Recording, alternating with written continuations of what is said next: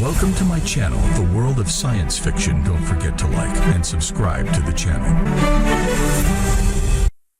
Prologue. The Wanderer drifted silently through the star-speckled void, running dark as it skirted the edge of Kataran space. In the dimly lit cockpit, Leo Vance leaned back in the pilot's chair, absently turning a small holographic projector between his fingers. With a soft click, the device activated, projecting a shimmering image of a woman with laughing eyes and a young boy on her lap. "Eliza," he whispered, his callous thumb tracing the outline of his wife's face. "Ryan." The names felt like stones in his throat. Memories of a family lost 3 years ago to a Vrakar raid on their colony. The comm system crackled to life, breaking the moment. Leo quickly pocketed the projector and flicked on the receiver. "Vance," came a rasping voice, distorted by encryption. "Change of plans. The cargo isn't what we discussed. It's a family. Kataran refugees, woman and 2 children. Triple the payment." Leo's expression darkened instantly. "I don't transport families anymore, Gresh. You know why." "That was years ago, Leo," the voice insisted. "This is just credits." "For you, credits. For me, ghosts," Leo replied harshly. "Find another courier." As he disconnected the transmission, unbidden images flashed through his mind. Emergency lights bathing a cargo hold in crimson. The screams of trapped refugees as a hull breach caused catastrophic decompression. A woman's face contorted in terror as she reached for her child moments before being swept into the void. The family he'd failed to save during his last refugee transport. The reason he now smuggled only inanimate cargo. Leo exhaled slowly, his breath shaky. His anger and desperation made him reckless. He pushed the Wanderer closer to Kataran patrol routes than was wise, skirting near a forbidden moon to shave time off his journey. That's when everything went wrong. Red lights flashed violently across the cockpit. Alarms screamed in dissonant harmony as the ship's systems failed one by one. Leo's knuckles turned white as he fought the controls of the Wanderer. His smuggling vessel, now little more than a metal coffin, plummeting through the violet atmosphere of a forbidden moon. "Come on, you piece of junk," Leo snarled, slamming his fist against the sputtering console. Through the cracked viewport, a jungle of bioluminescent blue flora rushed up to meet him with terrifying speed. The navigation system gave one final, pathetic beep before dying completely. In the final seconds before impact, Leo caught a glimpse of his reflection in the darkening screens. Haggard face, 3-day stubble, and eyes that had seen too much death to fear it anymore. Then came the deafening roar of tearing metal as the Wanderer ripped through the canopy and slammed into the alien soil, sending a shockwave of broken vegetation and disturbed earth in all directions. Silence fell like a shroud. Leo hung in his harness, blood trickling from his split lip, the metallic taste filling his mouth. The cockpit had collapsed inward on the right side, crushing his emergency beacon. Sparks sputtered from exposed wiring, and the acrid smell of burning circuitry mixed with the sweet, alien scent seeping in through the twisted hull. "Perfect," he muttered, wincing as he released his harness and dropped heavily to what remained of the floor. Just perfect. His body protested with sharp pains as he gathered his survival pack and checked his sidearm. The blaster's charge indicator glowed a reassuring green. With a grunt, he kicked open the mangled hatch, and a rush of foreign air flooded the cabin. It was thick with the scent of ozone and unknown blossoms, strangely intoxicating yet sharp enough to clear his dazed mind. Leo stepped out into a world straight from a fever dream. The forest around him pulsed with ethereal light. Massive trees with bark like obsidian reached hundreds of meters skyward, their branches draped with tendrils of glowing blue moss. The ground beneath his boots was soft, yielding, covered in a carpet of luminescent fungi that dimmed briefly at his touch before brightening again. Not exactly the vacation spot the brochure promised, Leo muttered to himself, an old habit from too many solo flights through the void between worlds. He consulted his multi-scanner, looking for any sign of civilization or a source of parts to repair his ship.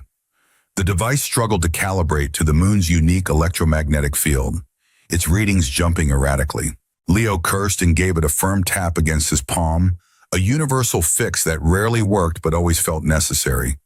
He began moving through the surreal, glowing forest, feeling like a trespasser in a sacred, silent cathedral. His instincts screamed danger with every step, Yet the beauty of this place was undeniable. The air itself seemed to shimmer with particles of light when he disturbed it. It was while crossing a small clearing that Leo felt it, the unmistakable sensation of being watched. He'd survived long enough in the smuggling business to know when eyes were on him. He slowed his pace, casually sliding his hand toward his blaster. A shadow detached from a massive tree, 20 paces ahead. The figure moved with liquid grace, silent as death itself. As it stepped into a patch of bioluminescence, Leo saw her clearly for the first time. She was humanoid but clearly alien, tall and lithe, with skin the color of a glacial lake beneath a clear sky. Her features were sharp, elegant, with eyes that glowed like twin silver moons. Ritualistic armor of dark metal and bone encased her form, making her seem like a spirit of the forest itself. Intricate patterns were etched into both the armor and her exposed blue skin, patterns that seemed to shift and flow when she moved. In her hand, she held an energy blade that hummed with contained power, its edge emitting a soft white light that cast sharp shadows across her severe expression. "Trespasser," she said, her voice cold and clear as a mountain stream. "You have defiled sacred ground. The law is absolute. Your life is forfeit." Leo raised his hands slowly, careful to keep them visible. "It was an accident. My ship crashed. I mean no harm." Her luminous eyes narrowed, unmoved by his plea. "Intent matters not. The law does not bend for ignorance or misfortune.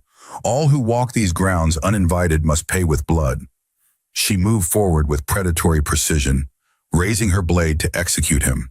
Leo tensed, calculating his odds of drawing his blaster before she could strike. The gleaming edge of her weapon caught the ethereal light of the forest, promising a swift end. Before she could deliver the killing blow, the ground beneath them trembled. A low, guttural growl reverberated through the clearing, causing the bioluminescent flora to dim in response. The warrior woman froze, her head turning sharply toward the sound. The undergrowth erupted in a shower of soil and glowing vegetation. A massive, six-legged creature burst forth, its body covered in overlapping plates of natural armor. Each plate glowed with faint bioluminescent patterns, and its 6 eyes burned like hot coals in the dim forest light. Its maw opened to reveal rows of serrated teeth, and a primal roar shook the very air around them. "Ravager," the woman whispered, the first hint of emotion, respect tinged with fear, coloring her voice. Without hesitation, she engaged the beast. Her movements were a deadly, graceful dance, her honor blade leaving trails of light in the air as she struck at the creature. Leo stood transfixed as she leaped impossible heights, spinning and slashing at the monster's armored hide. But each blow merely sparked uselessly against the thick plates, failing to penetrate. The Ravager, seemingly annoyed rather than threatened, swatted her aside with a clawed forelimb. The impact was brutal. She hit a tree with a sickening crack and slumped to the ground, her energy blade deactivating as it fell from her grasp. The beast turned on her still form, mandibles clicking in anticipation of an easy meal. Leo saw his chance to escape. With the warrior down and the beast distracted, he could slip away into the forest. No one would know. No one would blame him. It wasn't his fight. Yet he hesitated, cursing under his breath as something buried deep within him. A code of honor he thought long abandoned overrode his cynicism. With a silent curse at his own stupidity, he drew his blaster and fired 3 rapid shots at the Ravager's head. The energy bolt struck the creature's armored skull, doing little damage but successfully drawing its attention. 6 burning eyes swiveled toward him, and Leo felt his stomach drop as the full mass of the beast turned in his direction. "Hey, ugly!" he shouted, firing another shot. "That's right, I'm talking to you!" The Ravager charged. Leo turned and sprinted back toward the wreckage of the Wanderer, his mind racing ahead to form a desperate plan. He could hear the creature gaining on him, its heavy footfalls shaking the ground, its hot breath practically on his neck. Reaching the crashed ship, Leo dove through the twisted hatch and scrambled toward the damaged reactor core. The ship's power systems were failing, but the primary power conduit still hummed with energy. With strength born of desperation, he ripped the conduit free, wincing as the live end sparked dangerously in his grip. He emerged from the wreckage just as the Ravager reached the clearing.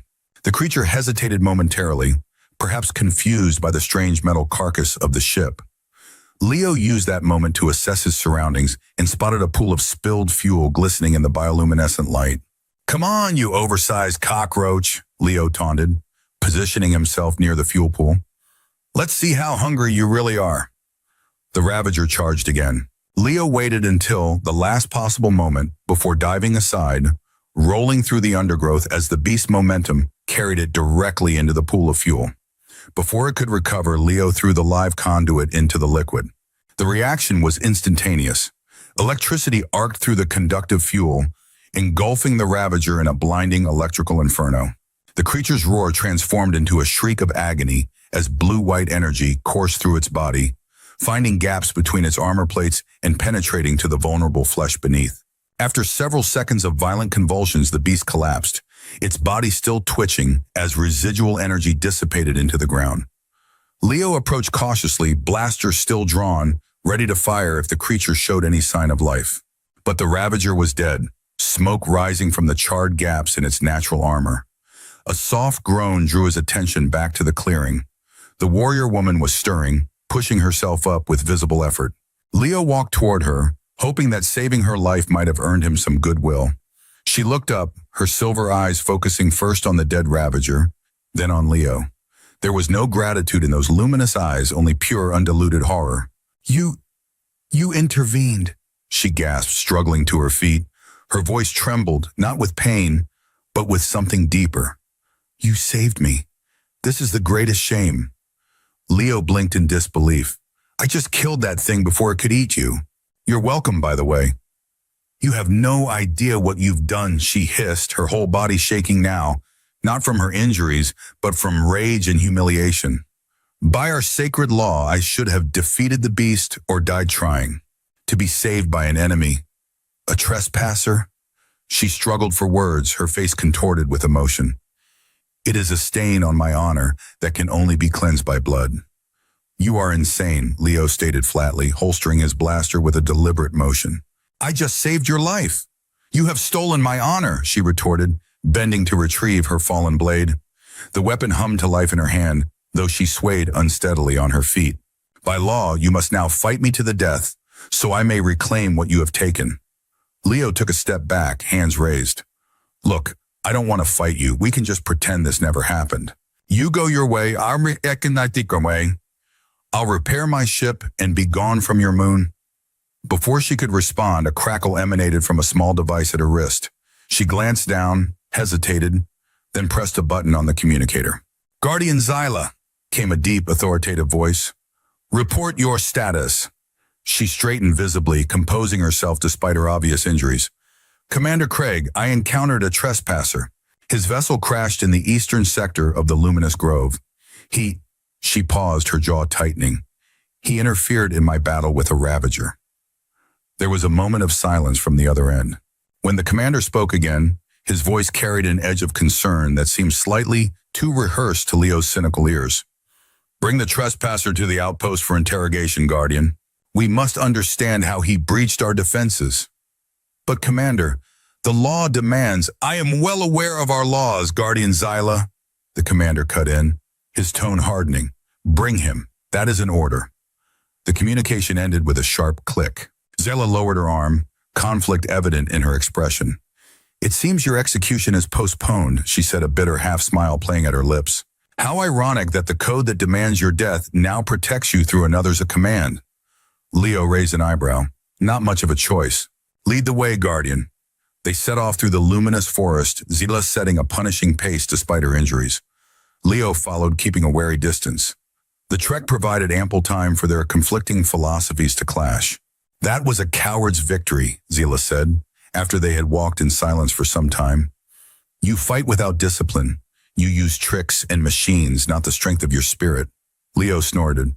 I fight to win, to survive. That's the only rule that matters. Your rituals are pretty, but they get you killed. Our ways have preserved our people for 10,000 years, she replied stiffly. Each warrior knows that their life serves the greater whole. We do not fear death. We fear dishonor. And yet, you're still breathing because of my tricks, Leo pointed out. She stopped abruptly, turning to face him with such intensity that Leo instinctively reached for his blaster. But she merely stared at him, her silver eyes piercing. Do you think living is winning, human? There are fates worse than death. I now bear the mark of the saved, a warrior who could not fulfill her duty and required intervention. My clan will never look at me the same way again. For the first time, Leo saw beyond her rigid exterior to the pain beneath. This wasn't just about rules or tradition. Her entire identity had been built around this code of honor. He had unwittingly shattered something fundamental to her being. The journey continued in uncomfortable silence. When they reached a small stream, Leo used his tech to purify the water, the small device humming as it eliminated potential pathogens. Zyla watched with barely concealed disdain, then demonstrated her own knowledge by identifying edible plants and creating a poultice for the burns Leo had sustained from handling the power conduit. Your medicine is impressive, Leo admitted, as the cooling paste eased the stinging on his hands. The forest provides for those who respect it, she replied, her tone slightly less hostile. Your technology separates you from the world around you. Our ways connect us to it. As night approached, they made camp beneath the sprawling roots of an ancient tree. The silence between them had grown less tense, more contemplative. Tell me about your warriors, Leo said, watching Zyla sharpen her honor blade with methodical precision. The ones at the outpost. You trained them. Zyla's hands paused momentarily before resuming their rhythm. Yes, most have been under my command for decades. We have fought together, bled together. Her voice softened with pride. Corel is my second. We have served side by side for 80 years. He was barely more than a child when he joined the Guardians, determined but reckless. A rare smile touched her lips. During his first hunt, he charged a nest of spine vipers without checking the terrain. I had to pull him from the quicksand and treat the dozen bites he received. She touched a pattern on her arm, a series of interlocking triangles. We bear matching honor marks from that day. He would catch an arrow for me and I for him. We completed the blood bond ritual 10 cycles ago. By our laws, we are as kin. Leo studied her face, noting the genuine affection there. Sounds like more than just a fellow soldier. He is like the brother I never had, she admitted. When my father died, Corel stood with me through the mourning rites. For 14 days, neither of us slept or ate. Her eyes grew distant. He knows me better than anyone. As they progressed deeper into the forest, the terrain became more rugged. They climbed a ridge that offered a view of the valley below, its contours outlined in ghostly blue light. The sight was breathtaking, a landscape that seemed to exist between reality and dream. It was as they descended into the next valley that they came across something that didn't belong. Strange, abandoned equipment lay half-covered by glowing vines and fungi. Leo recognized mining gear when he saw it. Drills, excavators, and processing units, all bearing the same insignia that adorned Zila's armor. Zila stopped dead in her tracks, staring at the equipment with visible confusion and distress. This should not be here, she muttered, approaching one of the machines and wiping away the organic growth to reveal more of the insignia. This is sacred ground. No mining is permitted in the luminous grove. Leo watched her carefully. Your people seem to have different ideas about what's sacred. She shook her head firmly. No, this violates our most fundamental laws. The grove is protected by ancient decree. No extraction is permitted.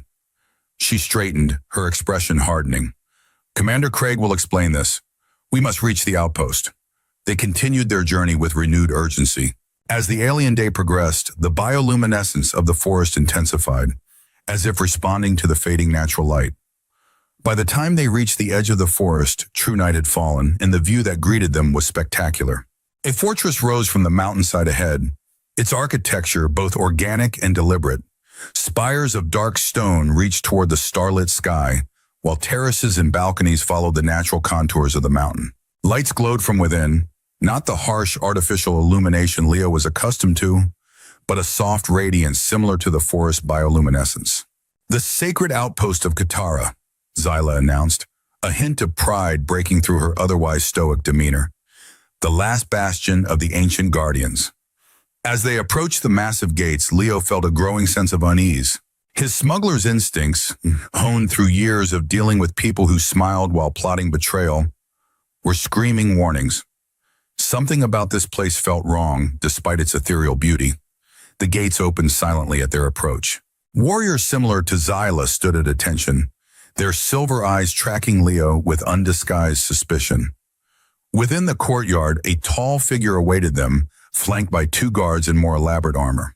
Commander Craig was impressive by any standard, taller than Zyla by at least a head, his blue skin darker and etched with more elaborate patterns. His armor was ornate, adorned with symbols of rank and what appeared to be battle honors. His face bore the calm confidence of someone accustomed to absolute authority. "Guardian Zyla," he greeted, his deep voice resonating in the courtyard.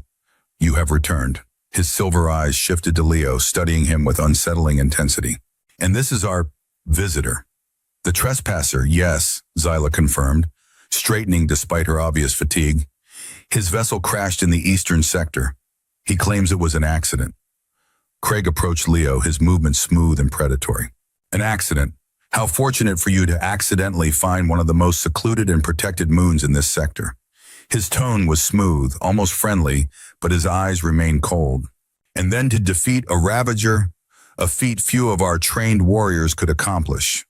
Most impressive." He placed a hand on Leo's shoulder in what appeared to be a welcoming gesture. The touch sent a chill down Leo's spine. This wasn't right. The commander's smile didn't reach his eyes. "We have much to discuss, human," Craig continued. "But first, you must rest. You are our guest until we determine your true purpose here." Guest. The word hung in the air, its true meaning clear to Leo. He was a prisoner, regardless of what term they used. "Commander," Zila interjected, her voice tight, "we discovered abandoned mining equipment in the sacred grove. It bears our clan's insignia." A flicker of something, annoyance? Concern crossed Craig's face before his expression smoothed once more. "Old equipment from before the grove was declared sacred. Left behind during the Great Withdrawal. Nothing to concern yourself with, Guardian." Zila frowned but did not press the issue. Leo noted her deference with interest. Despite her obvious doubts, she accepted her commander's explanation without challenge. "Now," Craig continued, "guards will escort our guests to suitable quarters. Guardian Zyla, report to the medical chamber for treatment of your injuries. We will convene tomorrow to discuss this matter further." As Leo was led away by the guards, he glanced back at Zilla. Their eyes met briefly, and in that moment, he saw uncertainty beneath her rigid exterior. She was beginning to question, even if she wasn't ready to admit it yet. The guest quarters were comfortable enough, with a large window overlooking the luminous forest below. But the door locked from the outside, and the 2 guards stationed there made the situation perfectly clear. Leo was a prisoner in all but name. He spent the evening examining his surroundings, looking for weaknesses in the security, and watching the activity in the courtyard below. It was there that he spotted Zyla again, now dressed in lighter training attire, practicing with her energy blade in a solitary corner of the yard. Her movements were hypnotic, fluid yet precise, each stance flowing into the next with perfect control. But there was something desperate in her intensity, a frustration that manifested in increasingly aggressive attacks against an invisible opponent. Leo found a service panel near the window, and using skills honed through years of bypassing security systems, managed to create a gap in the ceiling. Fresh night air flowed in, carrying the distant sounds of the forest and, more importantly, Zyla's practice session. He waited until the guards rotated shifts, then slipped out through the window, using decorative stonework as handholds to descend to the courtyard level. Staying in the shadows, he approached the training area. Zyla sensed his presence immediately, whirling with her blade at the ready. "Trespasser," she hissed, "you compound your crimes with escape." "Not escaping," Leo said calmly, stepping into the light with his hands visible. "Just stretching my legs." "Nice moves, by the way." She lowered her blade slightly, suspicion evident in her posture. "What do you want?"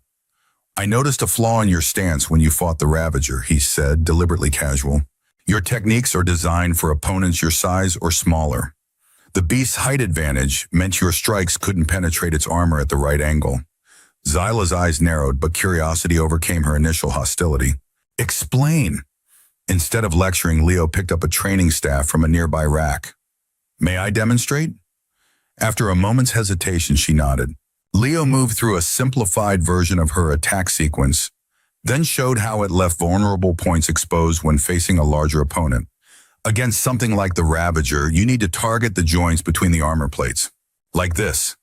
He adjusted the sequence, showing how a slight change in angle could direct force more effectively. To his surprise, Zyla was a quick study. She replicated his movements, then incorporated them into her own more sophisticated techniques. For a brief time, they trained together, focused on the practical challenge rather than their adversarial relationship. "Where did you learn to fight?" she asked eventually, her voice lacking its usual edge. "Military originally," by saying, friendly, Leo replied, setting down the staff. 8 years in the Unified Fleet Marines. Then life taught me the rest. You learn fast when the alternative is dying. Your father taught you? Leo's hand unconsciously moved to the pocket where he kept the holo projector. Never knew him. Orphanage, then military academy, then the stars. A silence fell between them, less tense than before. My father was the previous guardian, Zila said finally, her voice soft with remembrance. He taught me everything, the code, the combat forms, the sacred responsibilities of our clan. He died defending this moon from invaders. He sounds like someone worth remembering, Leo offered. He was, she agreed, a genuine emotion breaking through her usually controlled exterior. He lived by the code in every moment. There was never doubt or hesitation in him. She hesitated, then made a decision. I have something of his, something I've never shown anyone else. Perhaps it's time. Leo followed her to a secluded alcove near the training grounds. From beneath a loose stone in the wall, Zyla retrieved a small, weathered journal bound in what appeared to be iridescent leather from some native creature. My father's private thoughts, she explained, handling the object with reverence. I recovered it after his death, but I've never read more than a few pages. It felt intrusive. Why show me now? Leo asked. Her silver eyes met his. Because something is wrong here, and I believe my father knew it. And you? Her silver eyes flashed. I am my father's daughter. The code is my life. Even when it demands your death? Leo pressed. Especially then, she responded. But something in her voice had changed. A hairline fracture in her certainty. Their conversation was interrupted by the sound of approaching bards. Zyla quickly gestured toward a shadowed alcove. Go, return to your quarters. We will speak again. Leo slipped away, retracing his path back to his room. As he lay on the ornate bed, staring at the ceiling, he reflected on what he'd learned. Beneath Zyla's warrior exterior was a woman defined by duty and legacy, carrying the weight of her father's memory and her clan's expectations. For the first time, he felt something beyond mere self-interest in his predicament. Genuine curiosity about her and the society that had shaped her. The next day passed in relative monotony. Leo was provided with meals, but no further audience with Commander Craig. He spent the time observing the outpost routines, noting patrol patterns, and testing which areas of his quarters were visible to surveillance. That night, he enacted the next phase of his plan. Using his smuggler's tools, he bypassed the rudimentary security on the room's computer terminal. Kataran technology was advanced in some ways, primitive in others. Their network security fell into the latter category. Within hours, he had access to the outpost's central database. What he found confirmed his suspicions, and worse. He sent a discreet signal to Zyla's personal communicator, a trick he'd learned while watching her input codes the previous day. She arrived at his quarters an hour later, slipping in with the authority that kept the guards from questioning her. You risk much by summoning me, human, she said, though there was more curiosity than anger in her voice. You wanted to know why your clan would mine on sacred ground, Leo said, gesturing her toward the computer terminal. They aren't. The files displayed on the screen told a damning story. The outpost was a cover. Deep beneath it lay a secret facility where Commander Craig was developing a biological weapon from the moon's unique flora. The bioluminescent plants contained compounds that, when properly processed, could be weaponized to target specific genetic markers. Zyla's face drained of color as she scrolled through the files. This cannot be, she whispered, but the evidence was irrefutable. The sacred groves, they're being harvested for weapons development. This violates everything we stand for. There's more, Leo said grimly, directing her attention to another file. Check the buyer. The blood seemed to freeze in Zyla's veins as she read the designation. The Vrakar Imperium. But they are the sworn enemies of our clan. We have been at war with them for generations. Craig isn't just violating your traditions, Leo said quietly. He's a traitor selling weapons to your enemies. Zyla's world was collapsing around her. The sacred laws she had dedicated her life to protecting were being systematically violated by her own commander, the very man she had reported to, trained under, and trusted implicitly for decades. "I must take this to the High Council," she said, her voice shaking with rage and betrayal. "Craig must answer for this treachery." "I don't think that's an option," Leo warned. "If Craig discovers, you know." The door to his quarters slid open with a soft hiss. Commander Craig stood there, flanked by two of his elite guards, their energy blades already activated. His expression was one of mild disappointment, like a parent who had expected better from a wayward child. "I believe you have something that doesn't belong to you," he said calmly, his eyes flicking to the computer terminal. "How unfortunate that our guest has corrupted one of our most dedicated guardians." "You are the corruption, Craig," Xyla spat, reaching for her blade. "You violate sacred law while preaching adherence to it. You sell our secrets to our enemies." "Such dramatic accusations," Craig sighed, giving a subtle nod to his guards. "And completely unsupported, I'm afraid." "Guards, seize them both. The human has clearly used his technological tricks to create false information and has somehow swayed Guardian Xyla with these fabrications." The guards advanced, but Leo was ready. He threw a small device, a smuggler's flash grenade, at their feet. The explosion of light temporarily blinded the Kitarans, whose silver eyes were more sensitive than human ones. "Run!" Leo shouted, grabbing Xyla's arm and pulling her toward the window. She hesitated only briefly before following, recognizing that escape was their only option. They didn't get far. As they reached the central courtyard, alarms blared throughout the outpost. Guards poured from every entrance, surrounding them in a tightening circle of energy blades and drawn bows. Craig emerged from the main building, his composure unruffled. Rather than immediately arresting them, however, he did something far more calculated. He ordered the assembly of the entire outpost personnel in the main plaza, Xyla's army, the warriors she had trained and fought alongside for years. The warriors gathered, confusion evident in their glowing eyes as they formed ranks in the spacious plaza. Leo and Xyla stood at the center, guards at their backs, as Craig ascended a raised platform that served as a ceremonial address point.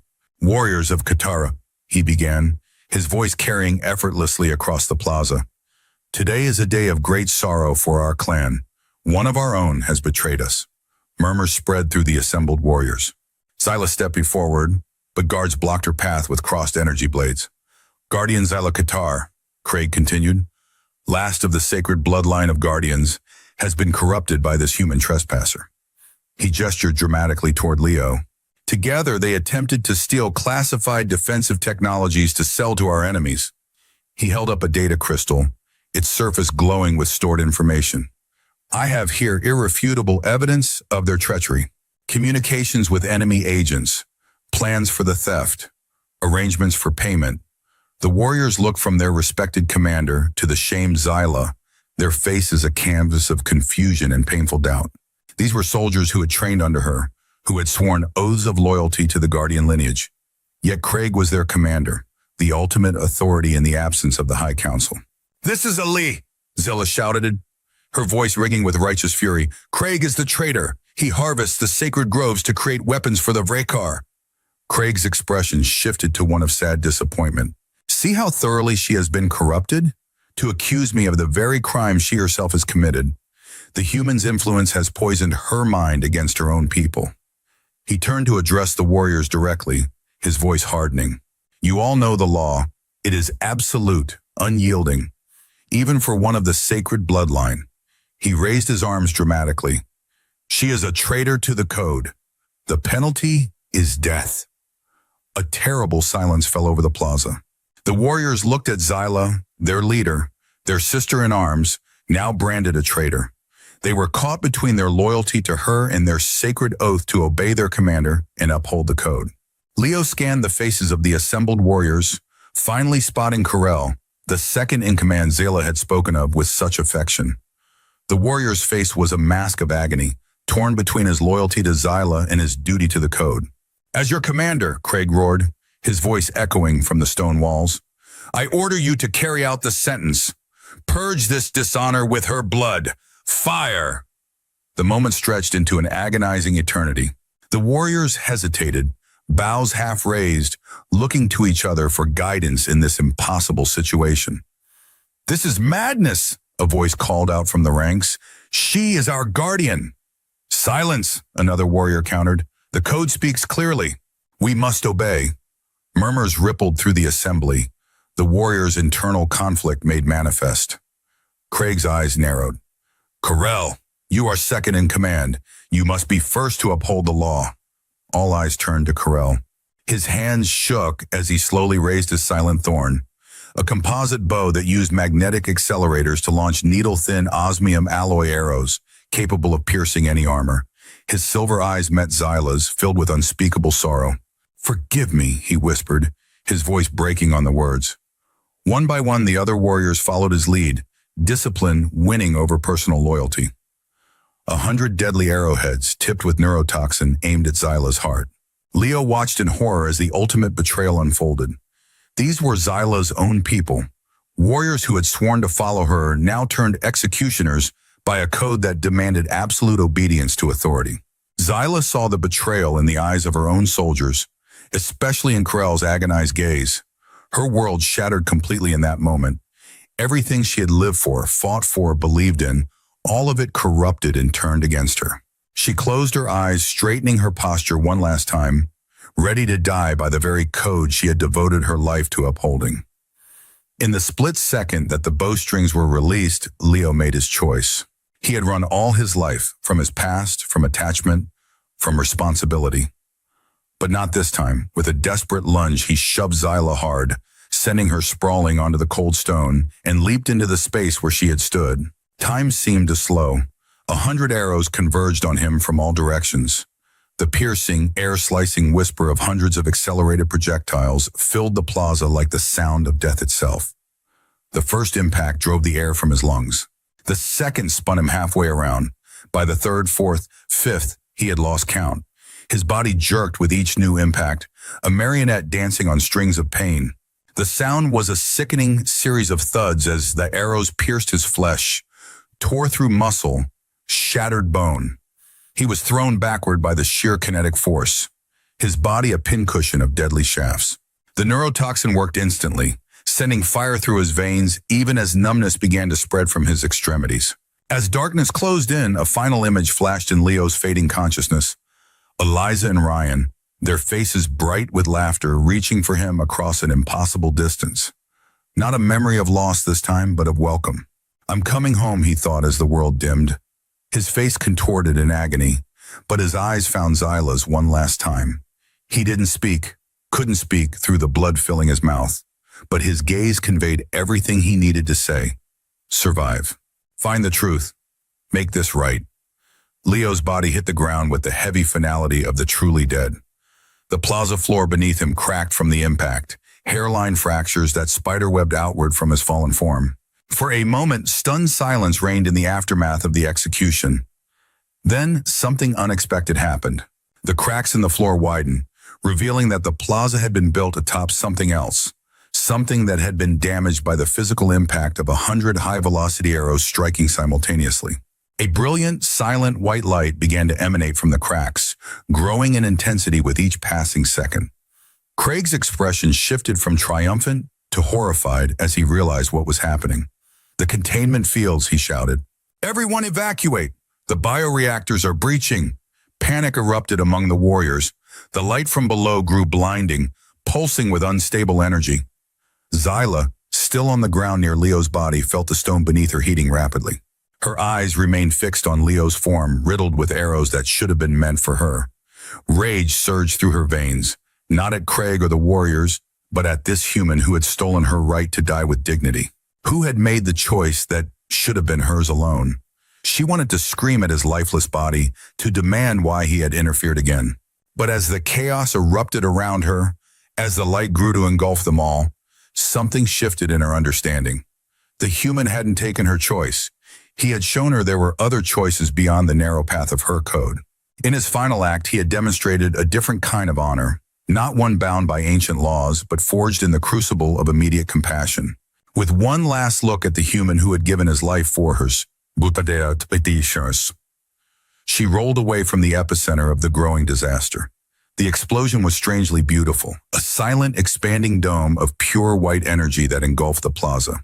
It lasted only seconds before collapsing back in on itself, leaving behind a scene of devastation. The careful architecture of the plaza had been reduced to rubble. Bodies lay scattered amid the debris, Craig and his loyal guards caught in the initial blast wave. Zyla awakened sometime later, her ears ringing with the aftermath of the explosion.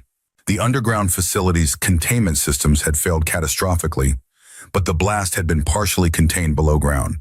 The plaza was destroyed, but much of the outpost remained intact. She pushed herself up from the rubble, her body aching from multiple injuries. Around her, the few survivors were beginning to stir. Warriors who had been on the periphery of the blast. Of Craig and his inner circle, there was no sign.